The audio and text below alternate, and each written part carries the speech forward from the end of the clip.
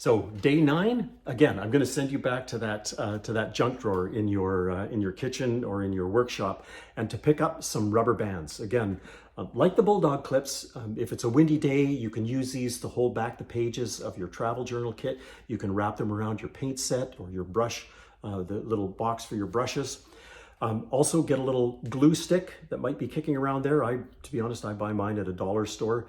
They're often acid-free and they're reversible, which means they're water soluble. So if you've got a plane ticket that you want to glue in and write about, then you've got a glue stick handy. Take along a piece of paper towel just as a piece of blotting paper. I usually take along 2 or 3 little pieces of watercolor paper just as kind of blotter as well to add to that. So just some extra little bits that you can add to your travel journal kit. So there's our Ziploc bag. Stick them in there. Away you go. A couple more things and we're just about done with your travel journal kit, and it's all you really need. So watch for day 10 coming.